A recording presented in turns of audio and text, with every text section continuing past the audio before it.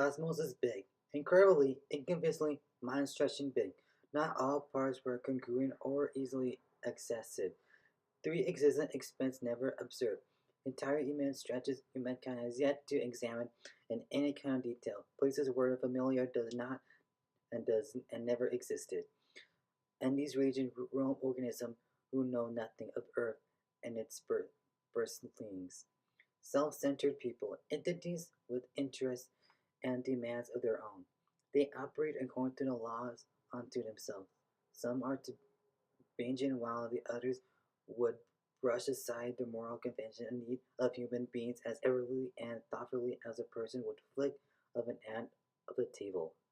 Sight of the nemesis, for example, would not be reserved to a human observer. Enormous, dark, and emanating gray design, it represented the inbuilt dome of Decepticon science.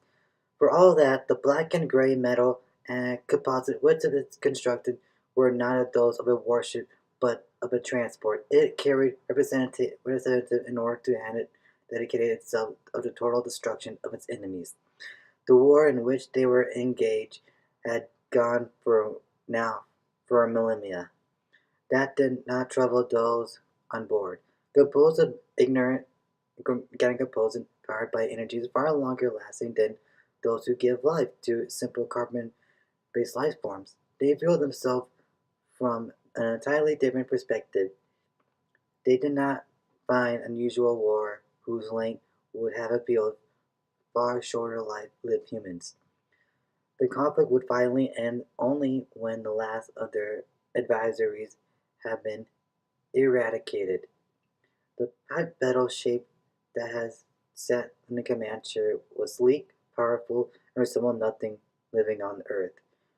Call him Starscream. At the moment, he was doing his best to ignore the continual harping and bickering of his fellow Decepticons.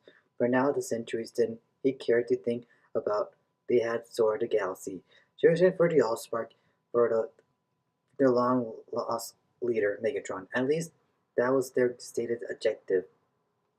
In reality, the Decepticons are in no group mind. For example, as far as Starscream was concerned, the Nemesis was engaged in the full errand.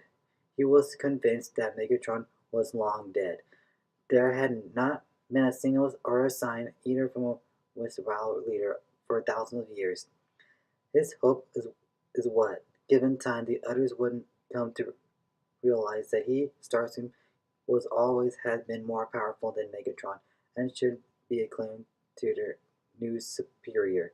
That hope had yet to materialize, despite the considerable amount of time that had passed in fruitless searchings. The other Decepticons on board, instead of continuing the quest for their lost leader, logic dedicated that they were wasting resources as well as time. For more sensible to terminate the search and return to Cybertron, or perhaps to find a new world to conquer. Starscream is persistent in the face of reason to success, and not strength but weakness. He had come to the conclusion that the only way to snap his fellow Decepticons out of the tunnel thing to draw them away from fertile hoping was to give them a visible, important victory over their hated enemies. The autonomous bots to be as effective as possible. It should be a triumph as brutal as it would be decisive. He, of course, would be the one to convince of and lead them to that conquest. Afterwards, while they were celebrating this leadership, he could concentrate all their efforts on fighting the massive Allspark once the autonomous bots had been eliminated and he had possession of the Allspark. His ultimate rule of Cybertron could commence only then would memory of Megatron resign recade into the Decepticon history. One who constantly fractures, even by the Decepticon standard, turned from where he was sitting in another man with chair. The designation barricade more than fits his personality. For the moment, though, he was more focusing on carrying on his assignment than in fighting with anyone or anything within reach. Starscream, we have locked onto the signal that appears. He has a mental condition usual in its own right for a bot. It wouldn't seem to be almost Cybertronian in origin. started up with a complaint of his own nascent world analysis. Starscream looked over his fellow Decepticon. Cybertronian? In the sector? That's highly unlikely. Can you be Pacific? Is a beacon some kind on the move? Birkin studied the readouts, observing far more information in a few seconds than any human could have in a similar span of months. The wavelength being deployed are more akin to our standards than anything else that we have come across in a very looking time. Location? Dai kept his tone carefully neutral. Starscream was less overjoyed at the report. Not now. Not after all these years. Still in motion, Bergen continued to scrumatize the multiple readouts. The source was great distance from here, barely within range of our deep field sensors. Now it is. His voice trailed off. This is what? Starscream demanded to know. It's gone. Barricade hurried back. Hurl rechecked. He did not expect the original information to change, and it did not. Based on the final distortion of Wraithblade, the source of the signal appears to have created a wormhole. The drop of strain was considered an unanswering, so that must be presumed has been deliberate. No need for presumption, Starscream decided. Besides us, there's only one group of being capable of entering the wormhole with an intention of authorizing Burnett navigation. Autobots, he voiced conclusion with undisgusted digest. Only one group that we were aware of. Baker was only ready to argue. It is something large galaxy. We have explored only a small portion of it. Starscream was in the was not in the moods. Spare my reputation of painfully self-evident. There is any way to track the signal sources? Birkin concluded this for a moment. Through a wormhole? Not a single cell? That is impossible. That's the source of might leave behind trailing energy signature. It depends on how long and how strong the latter liner is. Then you would best not waste more than any more time in a different discussion, starting to inform him cruelty.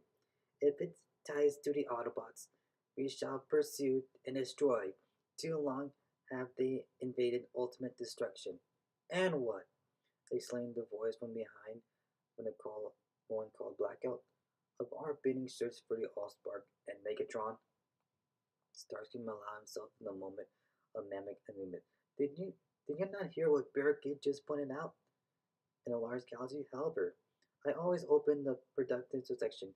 I presume you have a perceptive notion as where we might search for either of the aforementioned. Blackout looked away. Oh, not this time, he meant unhappily. Then contained himself yourself your energies for useful pursuits, though his voice and energy Starscream dominated his surroundings. I lead the Decepticons, and I will decide our path. As of your command, Starscream. Blackout intentionally reverted to modified deferential conversation mode. Of course. Ignoring the study of sarcastic tone of his subordinate, Starscream turned his attention back to Barricade. Track that signal source. Do not lose it. Wormhole or no wormhole. Here is a perfect opportunity for you to display your mastery of physics. Grizzly, you need to slack and we must identify whatever it was that was transmitting. Barricade readily indicated agreement. He turned back to his instruments. Aware that Blackout was still hovering behind him, Stars remembered, you may leave, Blackout, unless you have something more to contribute beyond the same thing tiring argument considering what we should be or should not be doing. No, Starscream. The other Decepticons performed a stiff little half bow. I have concluded my input. Turning, he departed. Starscream waited impatiently for Barricade to respond with further evaluation, or even better, a series of coordinates. And follow, track and follow. The same fatness that was in interstellar space, it easy to turn down to target once and have been located. If needed, it was tracking wandering Autobots. Those discussing mechanoids would offer the perfect opportunity for him to assess his true leadership once and for all. These fools will eventually realize that Megatron is not coming back from the dead, he mused, patient and consulting himself was simultaneously one of the most effective and most overlooked tools of leadership. That was curing. The presence of large dual of dark matter and come fragments of physical reality notwithstanding, the galaxy was largely a void, even the most invisible velocities. The principal characteristic of traveling through just emptiness with extreme tedium. Only occasionally was interrupted by episodes of intense danger. On a long range of viewer before him, Optimus Prime gazed at stars that signaled and flared to seem to move. They did, of course. It was only the arc that moved. The ongoing distortion he was looking at was nothing more than an optical illusion. When traveling through the wormhole, it was a universe without the appeared unnatural, when in fact it was the objects doing the journeying that were terrifying distorted. He looking down at himself. His metal body at the deck below his feet appeared perfectly normal. That was because his sense and perception were as disordered as everything else that was traveling inside the physical anomaly. That was the ark, and its contents looked like the normal space no one knew. No ship, no instrument could get close enough to a wormhole to have a good look inside without succumbing to its gravitational effects. Under the direction of his fellow Autobots, the ark stayed in the center of the wormhole, stayed too far towards the gravitational periphery, and it could not be torn to bits, reduced in an instant to a brief flurry of subatomic particles. He was not concerned. His companions were the best of their kind, the most skilled at their various tasks. They did not need supervision from him. The Ark was and had been their home for a long time now, existing solely on the ship as they scanned the galaxy in searching for something that sent out the signal only once every 1,000 years, a limited signal that has been varying. At least the Ark had been conceived and built with space specific to comparatively uncountable its chosen crew, while the subfigural vessel was refuge from the uncaring and often hostile universe outside. No matter how many modifications were performed in a serial, it would never be home. They had visited Maryland worlds. Some of them have been one worlds, some welcoming others, others blasted and empty, a few openly hostile. Those traveling on the Ark had acquired an extreme amount of new knowledge. For all of that, what Optimus and his crew wished more than anything else was simply to return home. Even if Cybertron, their home world, was now little more than a shell of its former splendid self, devastated by its inhabitants, of course, of unnecessary and undealing warfare. He had ultimately been abandoned altogether when the Allspark, the source of life itself, had gone hurtling off into the cosmos. That had been too many years ago, he reflected. Even after the Allspark was located and rediscovered, and it would be found, Optimus intends himself it would be brought back to Cybertron. Countless and additional centuries of work awaited the war's saviors. The conflict that has been engaged between the Autobots and the Decepticons had revenged the entire surface of the planet, whose city had been laid to waste and millions of individual sparks extinguished. All that he knew could be laid at his feet in one particular Decepticon, the malevolent Power Grace Megatron. Thankfully, the dangerous Dam- Damergu had long since vanished into the depths of interstellar space. He was rushed off Cybertron in pursuit of escaping the Allspark. I had he found it. Optimus was certain that he would have returned long ago. Precisely what had happened to the self-declared dictator of Cybertron no one knew. In his haste to recover the Allspark, it was entirely possible Megatron had paid unsignificant attention to Mustanities like navigation. He could have intersected orbits with an asteroid or a comet.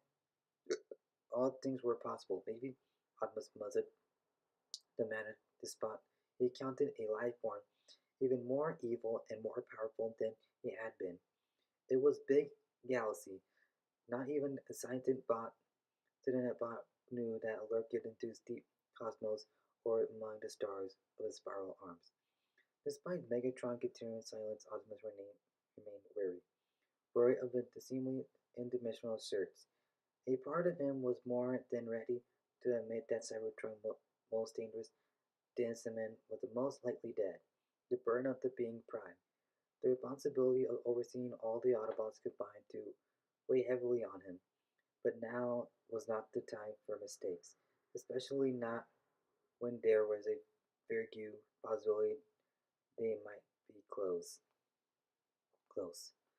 The ship quivered slightly and began to show as the field of stars had moments ago been sliding past the streaks, and paint started to resemble a more normal stellar environment. Darkness emerging from the wormhole near the tense destination.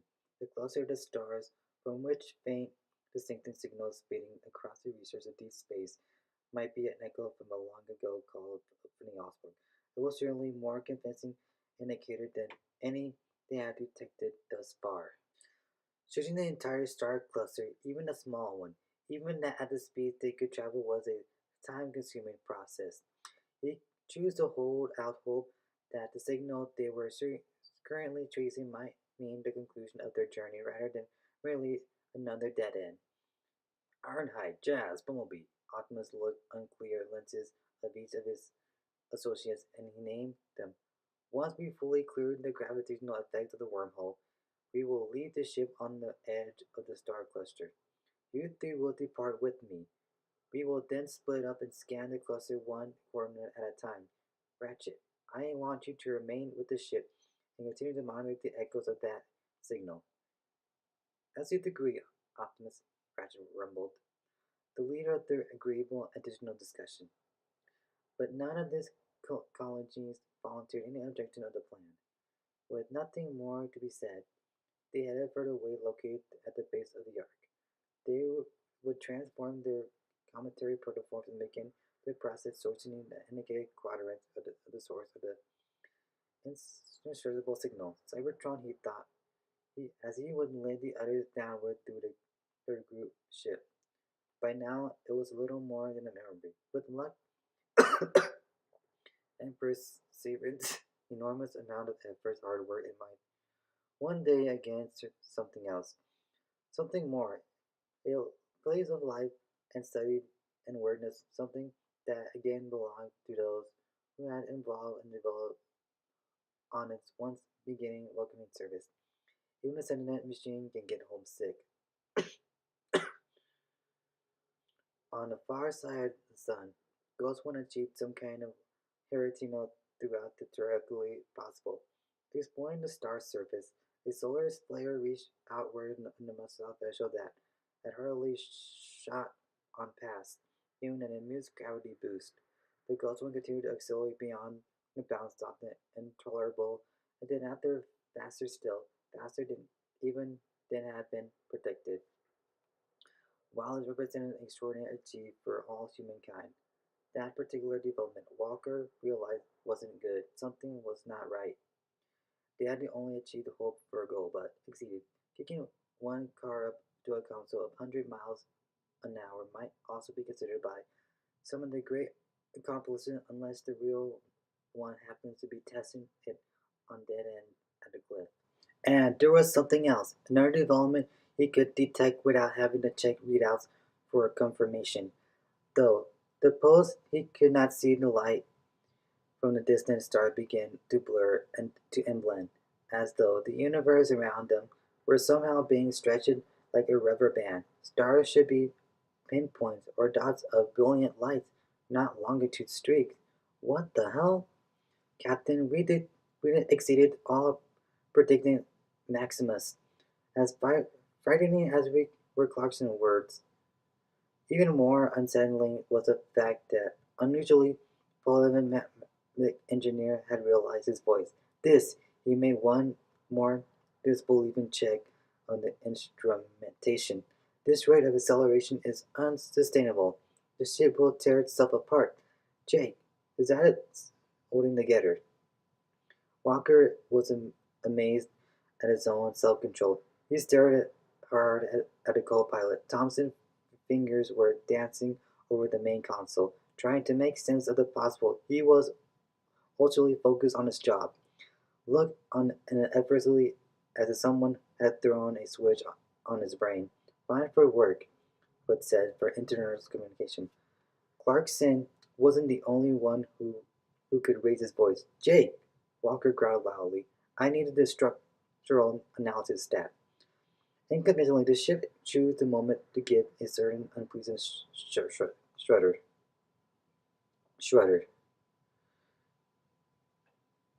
Since there was nothing to affect it externally, the source of tremor had been internal. Outside, the stretched stars continued to make nonsense of normality, lifting his hands from the instrumentation. Thompson slowly leaned back on the seat. We're still in one piece, I think, as the math boys predicted, engaging maximum acceleration. Seamlessly activated artificial gravity. Reaching to the pocket, he removed a small stylus, held it out parallel to his chair, and dropped it. It promptly hit the floor. Cool. Talk about your familiar side effects. That's what I need, Walker muttered, confessing absolute victor. Vector? Are we still closer to swing or out to return to Earth? I have no idea, Captain. Walker frowned at a man he expected to supply him with sensible answers. What do you mean? He had no idea. Thompson turned to face his superior. He looked dazed. They were heading out in the system at an angle about 80 degrees to the discipline, not towards Earth, not towards any of the planet.